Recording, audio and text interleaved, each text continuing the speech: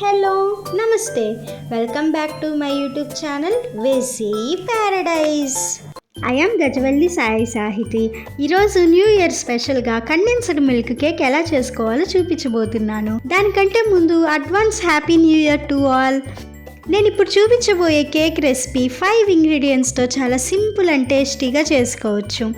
Condensed milk cake United స్టేట్స్లో అన్ని ప్లేసెస్లో దొరుకుతుంది, బట్ పర్టికులర్లీ మెక్సికోలో చాలా ఫేమస్ అనమాట. So it's a Mexican dessert. Let's begin the recipe process.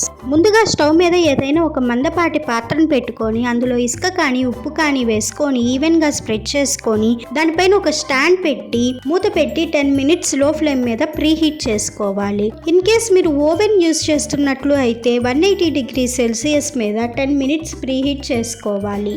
తర్వాత ఒక బౌల్ తీసుకొని అందులో 1/4 కప్ లైట్గా మెల్ట్ చేసి ఉంచుకున్న butter, 1/4 cup milk, 1/2 cup condensed milk వేసుకోవాలి. కండెన్స్డ్ మిల్క్ బౌల్కి స్టిక్ అవ్వకుండా ఇలా ఈజీగా వేసుకోవాలి అనుకుంటే ముందుగానే ఆ బౌల్కి ఆయిల్ కానీ బటర్ కానీ నెయ్యి కానీ గ్రీస్ చేసుకోండి.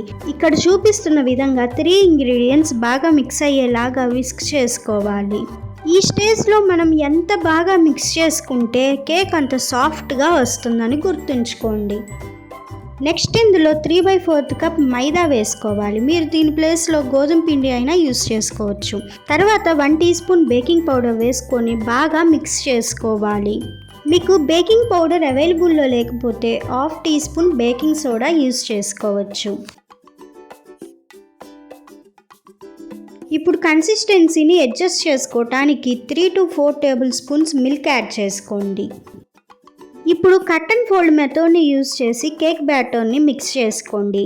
ఇలా చేయటం వల్ల కేక్ చాలా స్పంజీగా వస్తుందని గుర్తుంచుకోండి.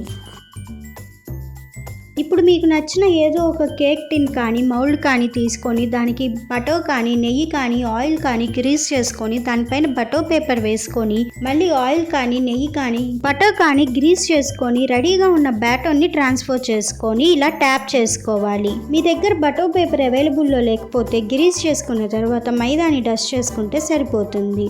ఇక్కడ చూపిస్తున్న విధంగా కేక్ టిన్ని ప్రీహీట్ చేసి ఉంచుకున్న ఓవెన్లో పెట్టుకొని మూత పెట్టి లో ఫ్లేమ్ మీద 15 to 20 minutes బేక్ చేసుకుంటే ఎంతో ఎమ్మీగా టేస్టీగా ఉండే కండెన్స్డ్ మిల్క్ కేక్ రెడీ అవుతుంది. కేక్ని 12 minutes దగ్గర నుంచి చెక్ చేసుకోవాలని గుర్తుంచుకోండి. సైడ్స్ క్రస్ట్ లేయర్ తోటి మధ్యలో ఎంతో స్పంజీగా కేక్ పర్ఫెక్ట్గా వచ్చింది.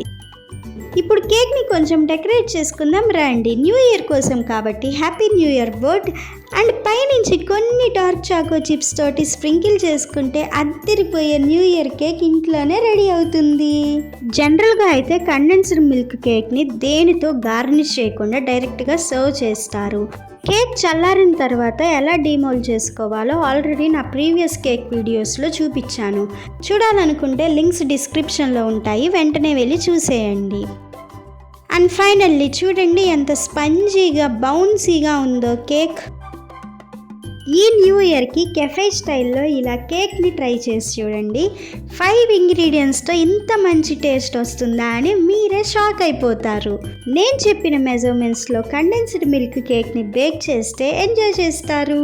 Stay tuned for more interesting recipes. Please do watch, like, share, comment and subscribe to my YouTube channel. Thank you for watching. Bye bye.